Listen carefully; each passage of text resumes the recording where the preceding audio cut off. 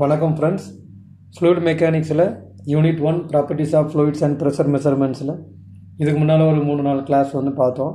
So அதில் வந்து நம்ம ஸ்டாட்டிக் ஃப்ளூயிட் என்ன, டைனமிக் ஃப்ளூயிட் என்ன, ஃப்ளூயிட் மெக்கானிக்ஸில் பேசிக் அப்படின்னு என்ன, அண்ட் ஹைட்ராலிக்கோட பேசிக், ஃப்ளூயிட்னா என்ன, டைப்ஸ் ஆஃப் ஃப்ளூயிடு, அது என்னென்ன டைப்ஸ் ஆஃப் ஃப்ளூயிட் இருக்குங்கிறதெல்லாம் பார்த்தோம். ஸோ இதோட ஓவர்வியூ ஒன்று பார்த்துட்டு சிம்பிளாக அப்படி ஓவர்வியூவாக பார்த்துட்டு அதுக்கப்புறம் அதோட கண்டினியூ கிளாஸ் வந்து நம்ம பார்க்கலாம். ஸோ ஃபஸ்ட்டு ஃப்ளூயிட்னா என்ன?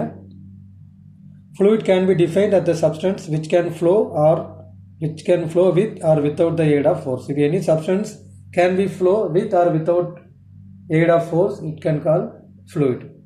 So fluid may be in 3 forms, like as liquid, vapor or gas. So in any form of liquid or vapor or gas is considered to a fluid.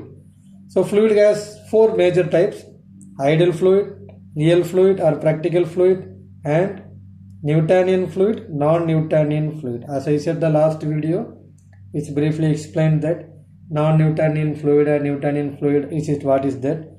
So I don't need to make the time waste, so we skip that.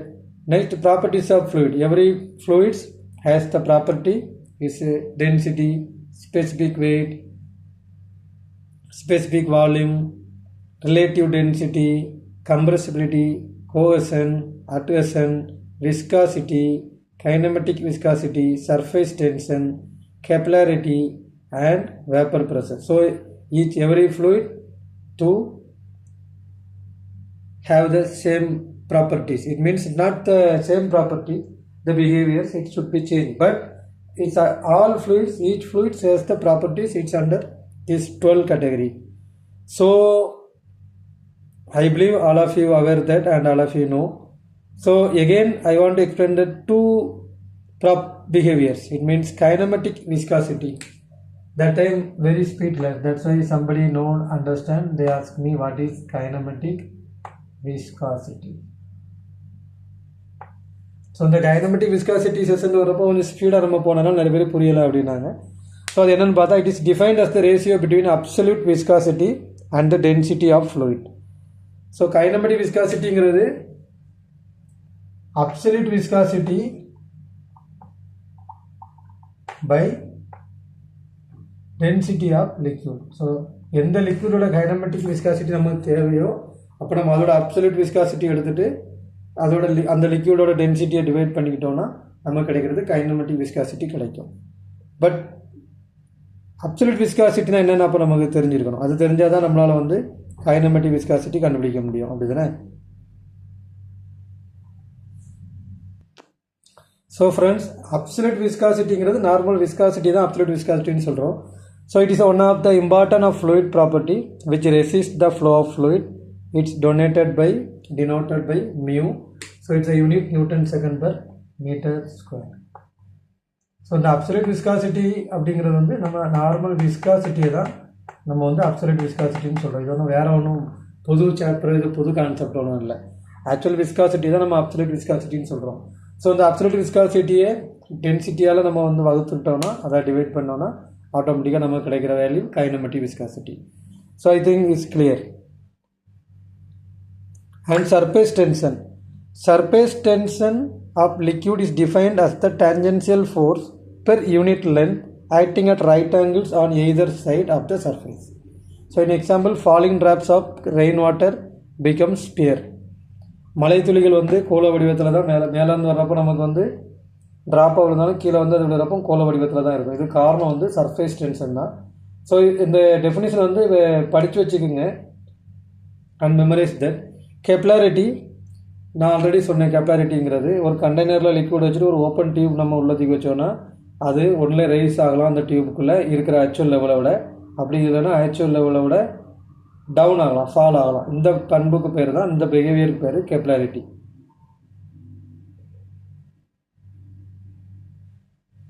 So move ஆகலாம் next.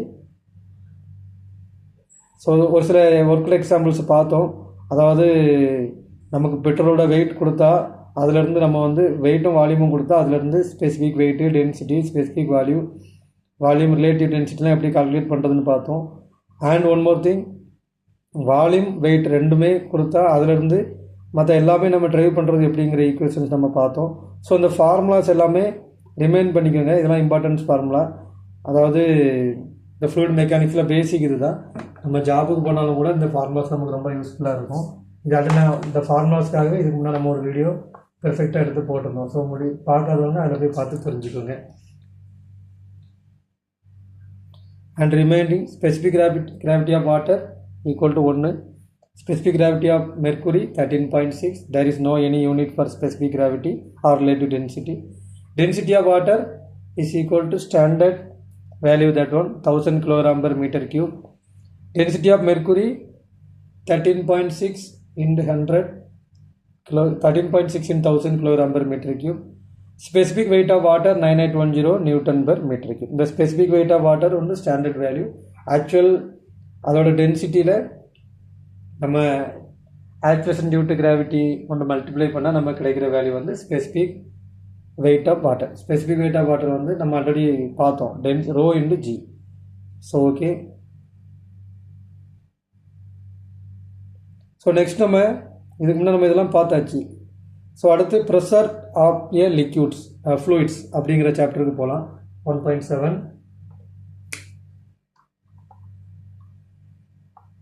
pressure of a fluids. So first, pressure of fluid. The normal force acting on unit area is known as pressure or intensity of pressure. So ஒரு area இருக்குதுன்னா, இது ஒரு ஏரியான்னு எடுத்துக்கிட்டிங்கன்னா இதுக்கு மேலே normal force எவ்வளோ ஆக்டிங் ஆகுது அப்படிங்கிறத நம்ம வந்து ப்ரெஷர்னு சொல்லுவோம். இந்த ப்ரெஷருக்கு நம்ம சிம்பிள் கொடுத்தோன்னா P equal to force by area or load by area. இது ஸ்டாண்டர்ட் தான், எங்கே நம்ம படித்ததான் ரிமைண்ட் பண்ணுறதுக்காக. ஸோ இதோட யூனிட் வந்து நியூட்டன் பெர் மீட்டர் ஸ்கொயர் அல்லது kilo newton per metre square அல்லது நியூட்டன் பை எம்எம் ஸ்கொயர். இந்த மாதிரி நமக்கு இதோட யூனிட் வச்சுக்கலாம். இதுதான் யூனிட், ஸ்டாண்டர்ட் யூனிட்டு. ஸோ ஃபோர்ஸுக்கு யூனிட்டு நியூட்டன், ஏரியாவுக்கு யூனிட்டு மீட்டர் ஸ்கொயர். இதுதான் ப்ரெஷரோட unit. So pressure means the normal force acting on unit area is called pressure. So இதில் ஒரு சில சின்ன சின்ன டெரிவேஷன் தெரிஞ்சு வச்சுக்கலாம். 1 pascal equal to 1 newton per. நம்ம ப்ரெஷரில் சம் ஏரியாவில் வந்து ப்ரெஷரை வந்து பாஸ்கல்லையும் குறிப்போம். ஸோ பாஸ்கல்லாம் பின்னால் படிக்கும்போது பார்த்துக்கலாம். So 1 pascal equal to 1 newton per metre square. கால்குலேஷனுக்கு இது யூஸ் ஆகும். 1 bar equal to 10⁵ newton per metre square. சரியா? அண்ட் இது நம்ம இப்படியே சொல்லலாம், 10⁵ பாஸ்கல். ஸோ 1 டோர், இது சம்டைம் கால்குலேஷன் எடுத்துவாங்க, ரொம்ப ஸ்மால் ப்ரெஷர் பார்க்குற இடத்துல எடுத்துவாங்க. ஸோ 1 டோர்ஷியல் equal to 1 mm of mercury or பாதரசம். 1 pieze equal to 1 kilo pascal. So ப்ரெஷரோட யூனிட்டு பேசிக்காக ஞாபகம் வச்சுக்கோங்க, newton per metre square. And calculation வைஸாக நம்ம வந்து யூஸ் பண்ணுறது pascal or 1 newton per metre square. இதே மீட்டர் ஸ்கொயர் நம்ம இண்டு 1000 கொடுத்தோன்னா எம்எம்ல வந்துடும். So 1 bar equal to 10⁵ newton per metre square. இந்த வேல்யூ ஞாபகம் வச்சுக்கோங்க. ஸோ அடுத்து ப்ரெஷருக்கு லா இருக்குது, அது என்னன்னு பார்க்கலாம். இந்த ப்ரெஷரோட வேல்யூலாம் நல்லா ஞாபகம் வச்சுக்கிறது ரொம்ப நல்லது, அந்த யூனிட்லாம். ஏன்னா நம்ம டிப்ளமோ முடிச்சுட்டு அடுத்து ஜாபு போனால் கூட நமக்கு வந்து அங்கே மேக்ஸிமம் ப்ரெஷர் கேஜில் பாரும் கேஜி பெர் சென்டிமீட்டர் ஸ்கொயர் தான் இருக்கும். ஸோ அதனால் இந்த ப்ரெஷரோட யூனிட்ஸு ஞாபகம் வச்சுக்கிறது ரொம்ப நல்லது. So next law of pressure. ப்ரெஷருக்கு ஒரு லா இருக்குது, law of pressure. The intensity of pressure of a liquid at rest is always act normal to the surface. The intensity of pressure of a fluid at rest is acting equally in all directions. This is known as Pascal's law. So பாஸ்கல்லாம் என்ன சொல்லுதுன்னா, pressure ஒரு லிக்யூடில் ரெஸ்ட்டில் இருக்கிறப்போ always சர்ஃபேஸில் வந்து அந்த லிக்யூடோட molecules வந்து மோதிக்கிட்டே இருக்கும், ஆக்டிங் ஆகிட்டே இருக்கும். இந்த கண்டெய்னரில் வச்சுருக்கோமோ அந்த கண்டெய்னரோட சர்ஃபேஸில், அவுட்டர் சர்ஃபேஸில் எப்போவுமே வந்து ஒரு லிக்யூடோட மாலிகுல்ஸ் ஒன்றோட ஒன்று மோதிக்கிட்டே இருக்கும். ஸோ அதான் the intensity of pressure of a liquid at rest is always act normal to the surface. So fluid at rest is acting equally in all directions. எந்த ஒரு எக்ஸ்டர்னல் ஃபோர்ஸும் கொடுக்காத டைமில் fluid ரெஸ்ட்டில் இருக்கும்போது அதில் இருக்கிற ஃபோர்ஸ் வந்து ஈக்குவலி இன் ஆல் டைரக்ஷன்ஸ், எல்லா டைரக்ஷன்லையும் ஈக்குவலாக இருக்கும். ஸோ இன் எக்ஸாம்பிள் வந்து ஒரு கப் எடுத்துக்கிட்டிங்கன்னா இந்த கப்பில் நம்ம வந்து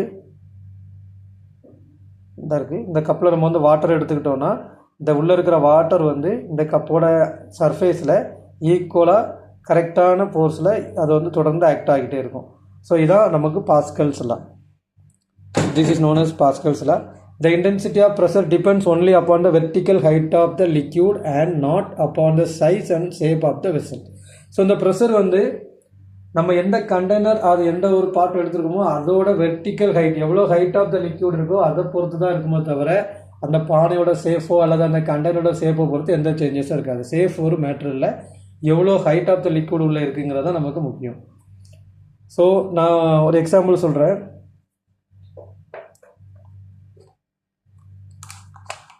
ஸோ பாருங்கள், இது கோன் ஷேப்பில் இருக்கிற ஒரு நார்மல் பிளாஸ்டிக். ஸோ இந்த பிளாஸ்டிக் கப்பில் வந்து நம்ம லிக்யூட் எடுக்கிறோம். இந்த அளவுக்கு நம்ம தண்ணி அதை வாட்டர் தான் எடுக்கணும்னு வைங்களேன், இந்த அளவுக்கு நம்ம வாட்டர் எடுத்து வைக்கிறோம். ஸோ இதே இன்னொரு சேஃபில் இருக்கிற இந்த மாதிரி சேஃபில் இருக்கிற இன்னொரு பொருள் எடுத்து இதிலே நம்ம வாட்டர் வைக்கிறோம். ஸோ இந்த ரெண்டுலேயும் நம்ம வாட்டர் வைக்கிறோமோ இந்த சேஃபை பொறுத்து ப்ரெஷர் சேஞ்ச் ஆகாது. எந்த லெவலுக்கு நம்ம தண்ணி உள்ள வச்சுருக்கோமோ அதை பொறுத்து தான் சேஞ்ச் ஆகும். நம்ம இதில் வந்து ஒரு 75% ஆஃப் லிக்யூட் நம்ம எடுத்துருக்கோம்னா அதை பொறுத்து அதோட ப்ரெஷர் இருக்கும், அந்த வெர்டிக்கல் ஹைட்டை பொறுத்து. இந்த ஷேப் டிஃப்ரெண்ட்டாக இருக்கிறதுனால வந்து ப்ரெஷரில் எந்த சேஞ்சஸும் இருக்காது. ஸோ இதை அண்டர்ஸ்டாண்ட் பண்ணிக்கோங்க. சிம்பிள் எக்ஸாம்பிள் தான் இது, அந்தளவுக்கு ஒரு பெரிய விஷயம் இல்லை. கூட ஒருக்கா வாசிச்சிங்கன்னா உங்களுக்கே புரிஞ்சிடும். So when a pressure gauge is connected, இது வந்து நம்ம ஒரு டெரிவேஷன்ஸ் மூலமாக நம்ம ஈஸியாக பார்க்கலாம். ஒரு சின்ன டிராயிங். இந்த மாதிரி ஒரு பைப் லைன் இருக்குன்னு எடுத்துக்கோங்க.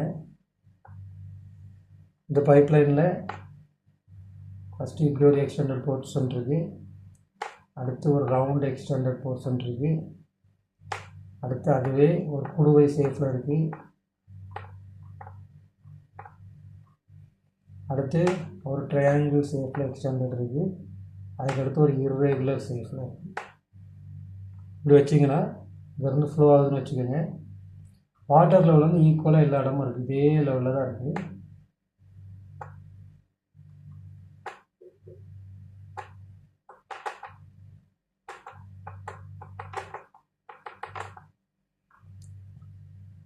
நம்ம இந்த பாயிண்ட் ஏன்னு எடுத்துக்கலாம், B C D and E. So இந்த ஹைட்டை வந்து நம்ம வந்து ஹைட்ஸ்ன்னு குறிச்சிக்கணும். ஓகேவா? இதுக்கு கீழே வந்து நம்ம ப்ரெஷர் கேஜ் செட் பண்ணியிருந்தா, இது வந்து நம்ம ப்ரெஷர் கேஜின்னு எடுத்து அதை கன்சிடர் பண்ணிட்டோன்னா ப்ரெஷர் கேஜ் செட் பண்ணியிருந்தால் அந்த வேல்யூ எப்படி இருக்குன்னு பார்க்கலாம். So when a pressure gauge is connected to the points A B C D E respectively, அதாவது இந்த இடத்துல நம்ம இந்த ஏ பாயிண்ட்லேருந்து டிஇ பாயிண்ட் வரைக்கும் நம்ம ப்ரெஷர் கேஜ் ஒவ்வொன்றுக்கும் இண்டிவிஜுவலாக செட் பண்ணியிருந்தா it will indicate the same reading as one in the figure.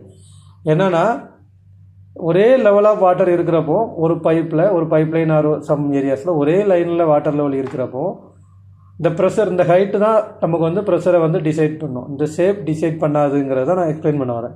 So pressure at point A equal to pressure at point E or each individual every areas can same pressure, the pressure didn't any variations. So friends, so far இன்னைக்கு வந்து நம்ம கொஞ்சம் லாங்காக போயிருக்கோம். அதாவது இதுக்கு முன்னே நம்ம என்ன சொன்னங்கிறத பார்த்தோம், அந்த கைனமெட்டிக் விஸ்காசிட்டியோட டெஃபினிஷன் பார்த்தோம், absolute viscosity by density of liquid. So next அதை தொடர்ந்து பாஸ்கல் லானா என்னன்னு பார்த்தோம், அப்புறம் ப்ரெஷர்லாம் என்ன, ப்ரெஷரோட யூனிட் என்னங்கிறத பார்த்தோம். இதோட இந்த சாப்டர் இந்த அவர் நம்ம க்ளோஸ் பண்ணிக்கலாம். நெக்ஸ்ட் அடுத்த வீடியோவில் மீட் பண்ணலாம். Thank you friends. எதாவது டவுட் இருந்ததுன்னா கமெண்ட் பாக்ஸில் சஜஸ்ட் பண்ணுங்கள், இல்லை எதாவது நம்ம இம்ப்ரூவ்மெண்ட் பண்ணணும்னா சொல்லுங்கள். போக போக நம்ம ஒரு பெரிய போர்டு எடுத்து ப்ராப்பராக நல்ல ஒரு வீடியோ கேமரா, அதாவது நல்ல ஸ்டாண்டர்டான வீடியோ எடுக்கிற டிவைஸ் வாங்கிட்டு நம்ம இன்னும் கொஞ்சம் குவாலிட்டியாக வீடியோஸ் பண்ணலாம். இப்போ பேசிக்கு ஃபார் ஸ்டூடெண்ட்ஸுங்கிறதுனால சிம்பிளாக போட்டிருக்கு. Thank you friends.